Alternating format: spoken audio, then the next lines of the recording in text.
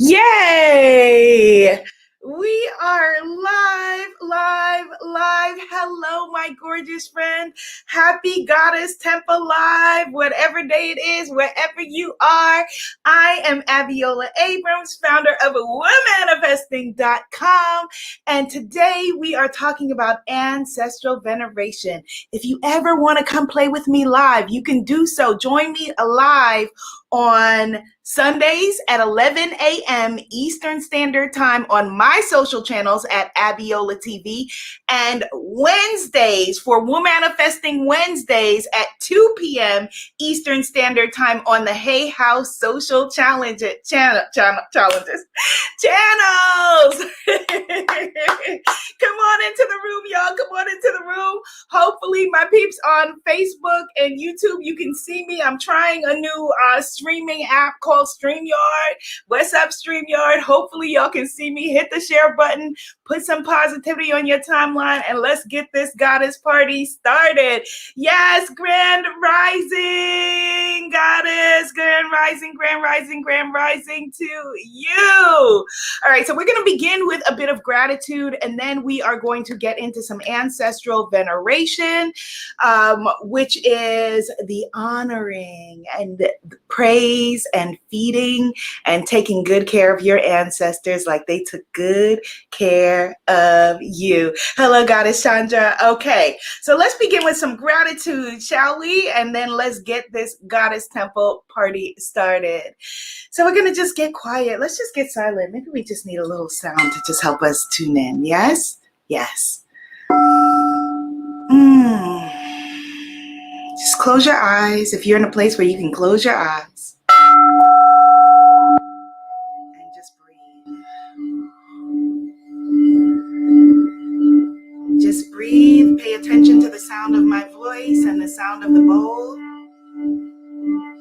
And as the notes get longer, feel your energy expanding on the other side of this full moon light, this strawberry full moon light.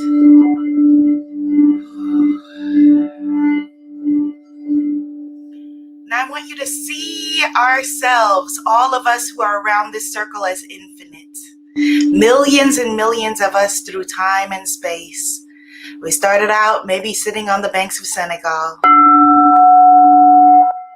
together, and we have found each other again. And here we are together. And as you breathe, I want you to tune in now to the energy of the circle. Let the circle be unbroken. And lean into the energy of the sisters to the left of you. Ooh, maybe they're in Cuba. Hola, sis. Lean into the sisters to the right of you. Maybe they're in the Bronx, where my sister Goddess Damali had an amazing art exhibit yesterday. And we just breathe. Breathe together like we have been doing for centuries. Breathe together like we have done in the past, and we have done and we will do in the future. Breathe together like our ancestors did as they prayed for this moment, as they wished for a better day, as they hoped that we would come to know each other, as they hoped that we would come to know ourselves. And we begin now with Mother, Father, God. Thank you so very much for bringing us together on this beautiful, blessed, and magical day. Thank you for giving us the gift of life. We know that many people would have prayed for this extra day here on your earth, but we're not granted so. And so for this, we are so very grateful. We give high praise. We give all praise. We know that you have chosen us to wake up today, which means that our mission is not yet done. It means that we are not too old and it is not too late. It means that there is love to be had. There is love to be given. It means that there is abundance for us. There is health for us. There is well-being for us. There's laughter, and there are good times. And we breathe into this energy, this energy of the sacred circle. We ask you to continue to guide and keep us, to guide and keep our loved ones, and at any moment to please let us know where you would have us go, what you would have us do, what you would have us say, and to whom. And for this, we are so very grateful. And in your name, we say, Amen, Ashe, and so it is, and so it is, and so it is, and so it is, and so it is. Amen, Ashe, and so it is. So I don't know right now if, as I told you, I'm trying a new broadcast tool. And so I don't know if we are streaming on the right Facebook channel. If I am not on Facebook at Abiola TV, someone go and post this link there if you know how to do that. And so it is. So today, as I said, we are talking about ancestral veneration. And I wanted to share with you something that I wrote as the dedication for my new book, African Goddess Initiation. I want to ask you, my loved ones, my sister circle, my soul circle, to please do me a serious solid.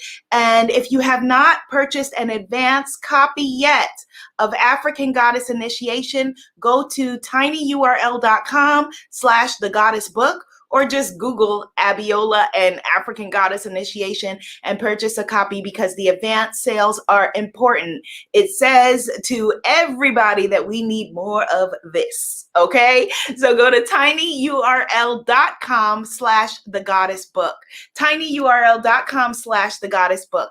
So we're talking about African goddess, we're talking about ancestral veneration, whatever your background is. My background, of course, is African, Afro-Guyanese American, but you may have a different background. But ancestral veneration is so important, so key to so many cultures and throughout every single African culture. Our ancestors have temporarily said goodbye to them, but they have not left us. They have not left us. So I just want to just share with you what I wrote, the dedication in the beginning of the book, and then I'm going to be sharing with you ways to venerate your ancestors. And you're going to be meeting her in the African Goddess Initiation Summerfest virtual event that is coming up. Hello, Goddess Luna. Hello, Goddess Shannon. Okay, so here's what I wrote in the beginning of the book. We pour honey. This book is dedicated to all those who still live with me and those who still live within us. For my creator. For Norma, who birthed me. For Eve, who birthed Norma. For Ma Catherine, who birthed Eve. For Adonis, who birthed Ma Catherine. For Beryl, who birthed my daddy. For Tamar, who birthed Beryl. For Alice, who birthed Tamar. For Mariah, who birthed Alice. For Matilda, who birthed grandfather. For Betsy, who birthed Matilda. For Missy, who begat us all. For my sister Damali. For my aunties Wendy, Ruby, Pearl, Vanny, Bobsy, and Joy. For Adana, Michelle, Janelle, Nicola, and all of my goddess sister cousins. For my sisters Image, Crystal, and Patronila. For Tisha, Akila, Ariella, and Maya. And for Miss Ava, Renee, Sylvie, all of my nieces and the next generation of goddesses who will show us the way. Ashe, Ashe, Ashe, Ashe, yes. Ashe, Ashe, Ashe, Ashe. Woo! I think that's the first time that I've read that out loud since putting it in the book. And the reason I begin the book with that dedication is because it is so important for us to pay homage to where we have been, to those who are here with us, to those who begat us, and to those that will come after us. We are a part of a sacred chain, a sacred circle in African spirituality and many other kinds of spirituality around the globe. The circle is powerful. That's why we begin Goddess Temple by stretching our arms around the globe and connecting. The circle is powerful. And so what we do not want to do is we don't want to abandon and leave our ancestors. Energy cannot be created or destroyed. And so that means that those who were still are. Energy cannot be created or destroyed. Put that in the comments. Somebody may need to see that. Type it in the comments. Energy cannot be created or destroyed. And so what that means is that our ancestors are still with us in many different forms. So my mother's grandmother, Ma, she says that, Ma is my sister, Goddess Damali, and I can feel Ma's energy definitely around and through Goddess Damali and her tinctures and all of the stuff that she makes and all of those things. Our ancestors are all around us. They're guiding us. They're whispering to us, don't take that Uber, take the next one, buy that car, speak to that person, go to this place, don't go here.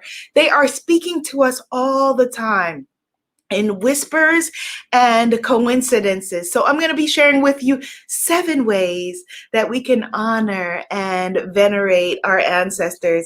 And I want to just share with you, oh, thank you, Goddess Luna. She says, just pre-ordered. I give thanks, Goddess. I'm so proud of you and extremely grateful for the doors you are opening for us all. Oh, that makes me so happy. That makes me so happy. Oh, thank you.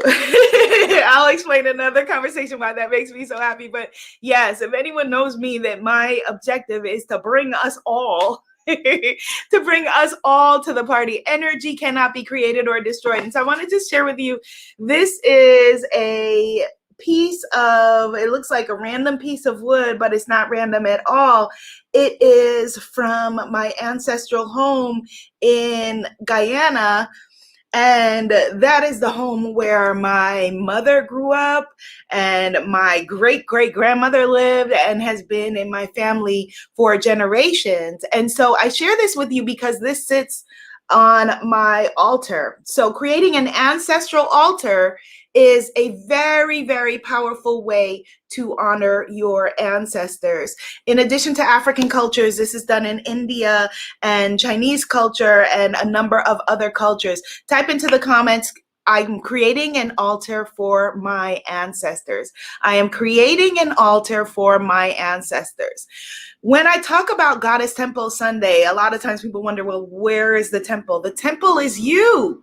The temple is me. We are the temple. Wherever we are is the temple.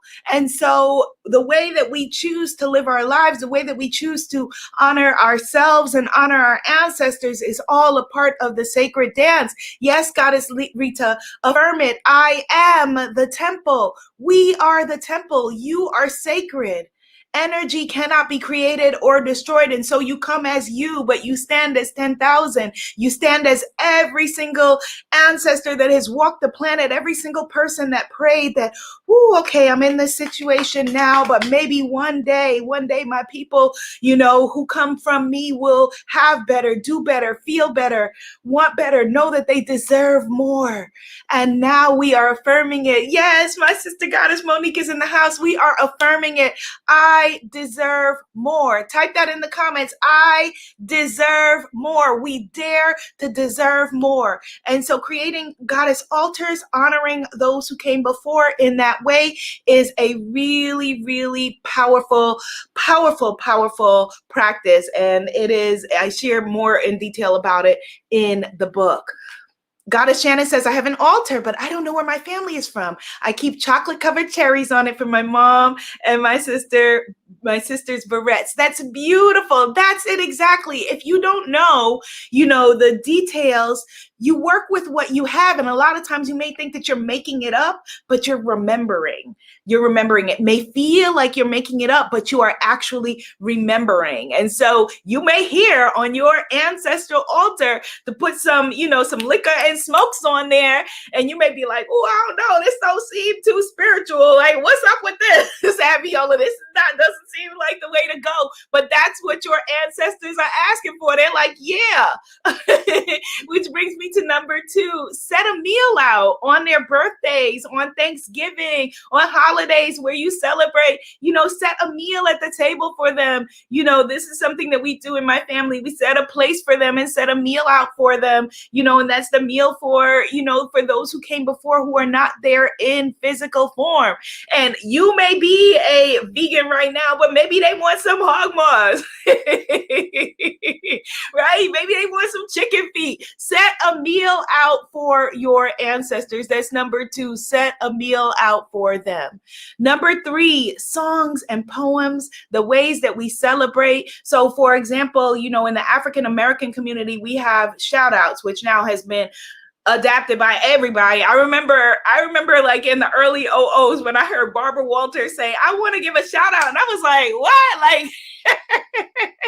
Like, wow, okay.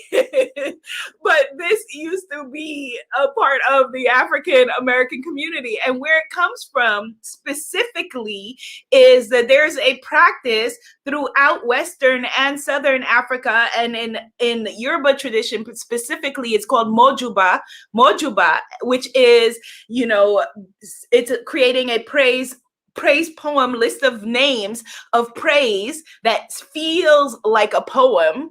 The poem is in your bones. Type in the comments, I got poetry in my bones. The poem is in your bones as you are shouting out your ancestors. So, in the book, I talk about how to do mojuba, but you don't need to know how to do it. Just shout them out, say their names, sing their praises, using songs and poems, songs and poetry. Okay. Number 4, tell their stories.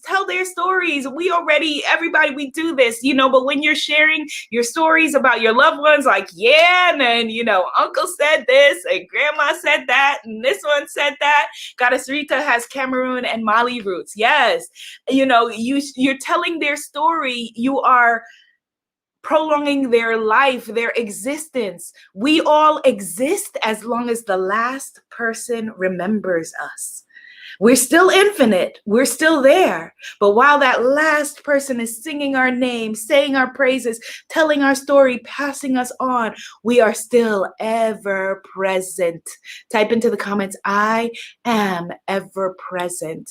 We are still ever present, which is really powerful to know in our, with spiritual beings having a human experience. So while you're in your human experience, and you're wanting to manifest and create things in your life, and, so maybe you can consult with your ancestors on the astral plane and say, come on, great grandma, let's do this. Let's create this. Let's call this in. Please, I ask you to please help me, to guide me. Let me know what the next steps are. Let me know where to go. We are ever present. We are ever present.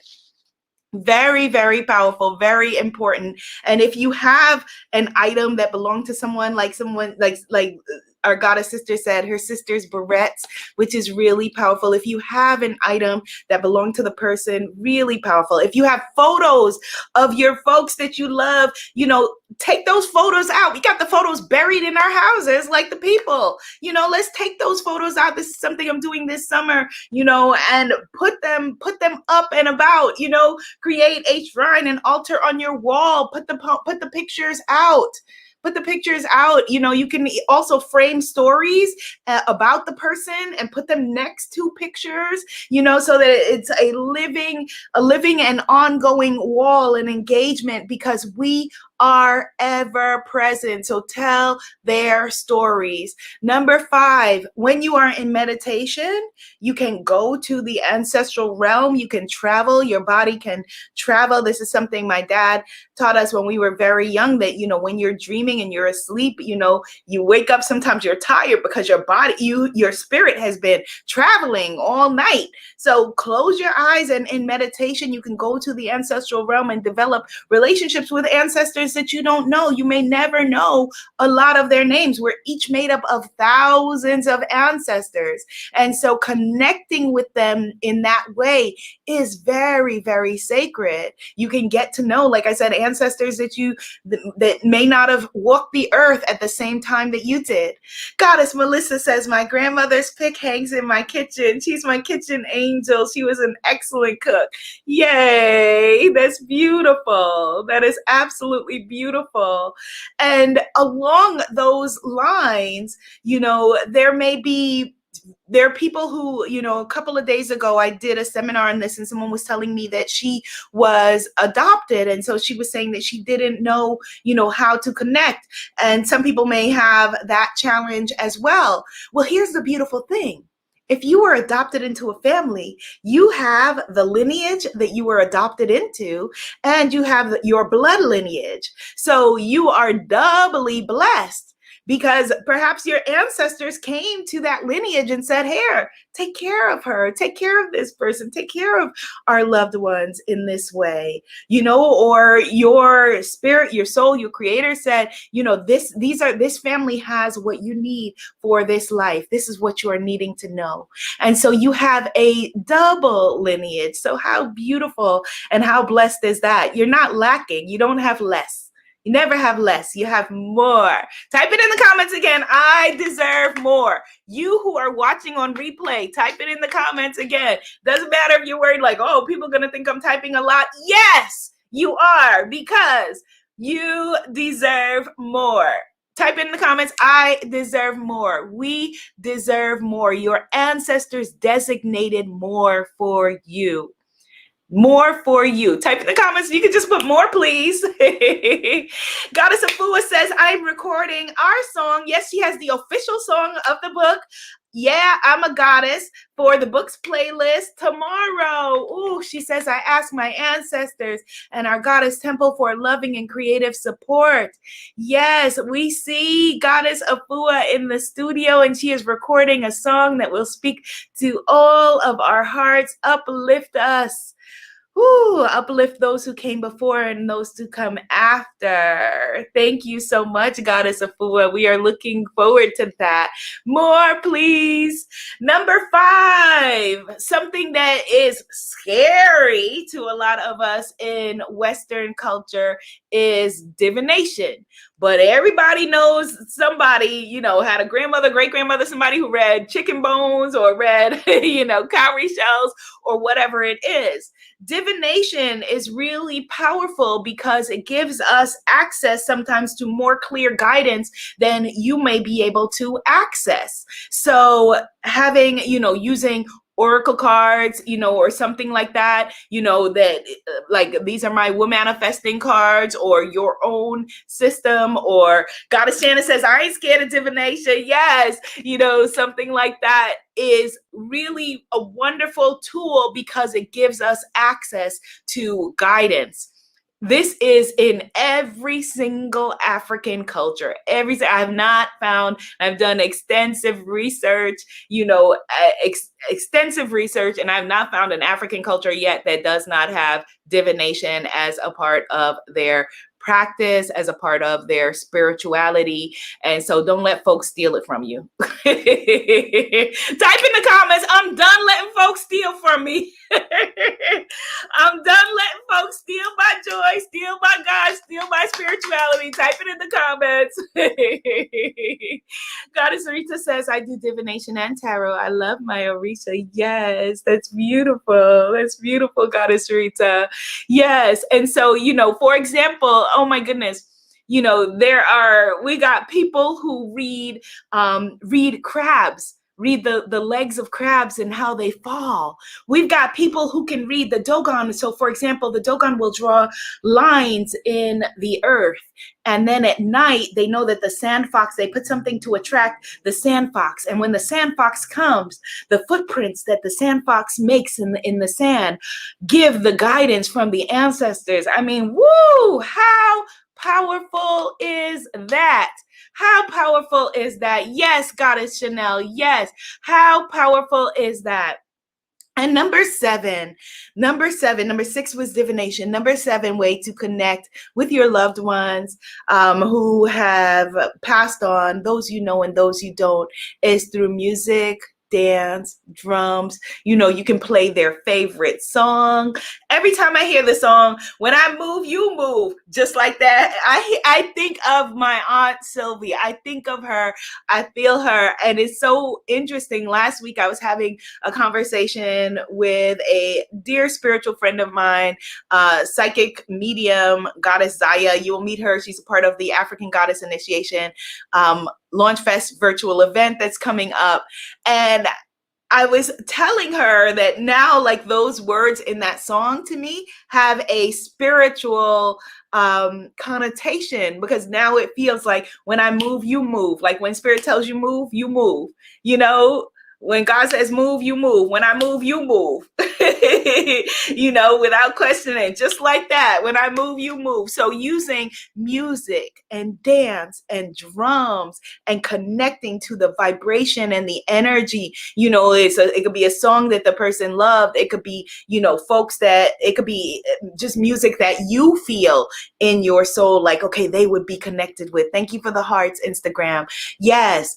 Using music, using dance, using drums, it's powerful. It is no mistake that, you know, most churches, most prayer temples or prayer practices include music, dance, drumming. It is also no mistake that drumming was illegal in many different places, including in my father's lifetime when he was growing up in Guyana. So those are 7 sacred ways that we could connect with, honor, venerate, communicate with those who are no longer here. Energy cannot be created or destroyed. So let me correct myself. It's not that they are no longer here. It is that we feel that they are no longer here in physical form, but they are with us. They're guiding us, and they are so very proud of us. They are so very proud of us, and they're not judging you. You may have had some antagonistic issues with them when they were here in physical form, but it's okay, because they're evolving too, and we're evolving. And, you know, they have a more direct connection with God and are able to help us in a way that they maybe couldn't while we were together in physical form. Goddess Monique says, definitely no accident that I tuned in today. So powerful. I know you have so many angels around you, my beautiful sister. You know exactly what I'm talking about. Yes. Yes. And so when they move, we move. Okay. So don't think that you are imagining things. If you are feeling guidance from your loved ones, they may be speaking to you in different ways. They are honoring you. So now let's make sure that we are honoring them, that we are taking care of them, that we are having their back in this very minute. Are you receiving that today, goddesses? Yes. Are you receiving that? Are you receiving that today? Woo! Goddess Afua says, get that drum, goddess. Yes. Goddess Shannon says, I swear when I heard you drumming with your sister and your dad, I was like, I'm going to get that drum. Yes, get that drum. You just give me an idea. I'm going to ask my dad to record some drumming classes for us. Yes. Let's get a sisterhood drumming. Woo! Know that this is your time. You were chosen for a time such as this. Sawubona, goddess. And that means we see you. Yay! See you in the next conversation.